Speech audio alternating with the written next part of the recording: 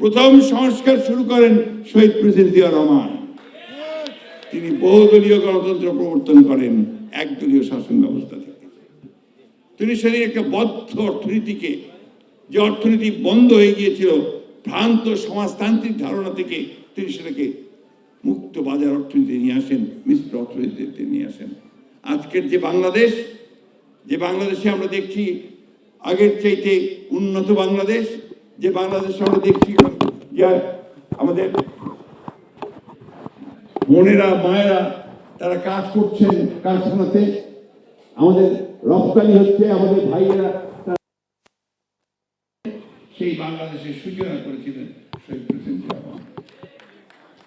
সেদিন আমাদের মেয়েদের মায়েদের চাকরির সূচনা করে দিয়েছিলেন শহীদ প্রেসিডেন্ট জিয়া রহমান। এই বিষয়গুলো হচ্ছে সংস্কার। শিক্ষা ব্যবস্থায় এমন পরিবর্তন নিয়ে এসেছিলেন সংস্কারের মধ্যে দিয়ে।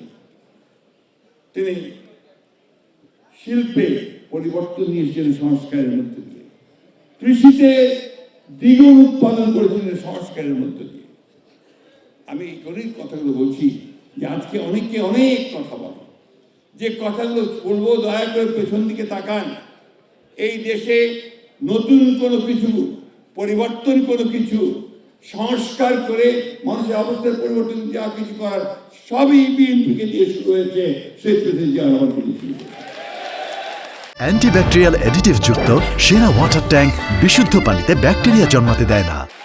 একইভাবে আমাদের নেত্রী যিনি পতাকাটা তুলে ধরেছিলেন সেই শহীদ জিয়া রহমানের শাহাদাতের পরে, সেই নেত্রী তিনিও আবার এই দেশে সংসদীয় গণতন্ত্রের সংস্কার নিয়ে এসেছিলেন, গণতন্ত্রের সংস্কার করে নিয়ে এসেছিলেন।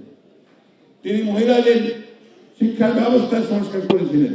তারা ক্লাস 12 পর্যন্ত পড়তে পারবে, কোনো বেতন দিতে হবে না।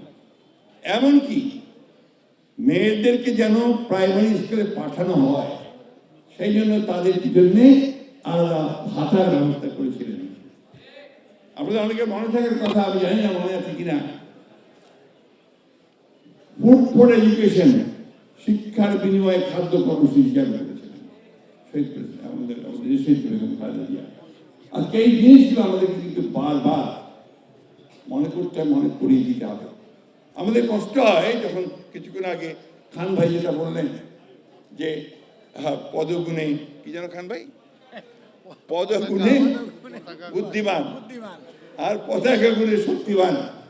তারা যখন আমাদেরকে আপনার এই সংস্কার বিষয়ে শিক্ষা দিতে আসে, 2016 সালে দেশনেত্রী বেগম খালেদা জিয়া, তিনি 17 সম্ভবত 17 সালে তিনি প্রথম ভিশন 2030 করে সংস্কার নিয়ে এসেছিলেন। ভিশন 2030 নতুন চিন্তা ভাবনাগুলো তখন তিনি নিয়ে এসেছিলেন।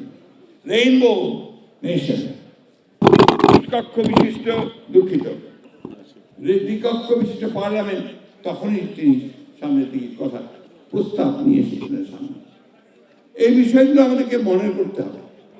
আর আবারও আমাদের নেতা আজকে যিনি আমাদের এখানে বসে আছেন সামনে, তার নেতৃত্বে, তার নির্দেশে আমরা 31 দফা কর্মসূচি আমরা জাতির সামনে তুলে ধরেছি। সেটা সম্পূর্ণ হবে সংস্কার। এই 31 দফার পরে আর কোনো সংস্কার বাকি থাকে না, সব দিক নেওয়া হয়েছে। নির্বাচন কমিশন, আমরা বলেছি যে আপনার নির্বাচন কমিশনে সেই বিষয়গুলি আসা উচিত নির্বাচন কমিশন সংস্কার হিসেবে, যে যেন পার্মানেন্ট একটা পথ, একটা চিরস্থায়ী পথ পাওয়া যায়, যেখানে আমরা ধীরে কোনো গোলযোগ ছাড়াই আমরা নির্বাচন অনুষ্ঠিত করতে পারি।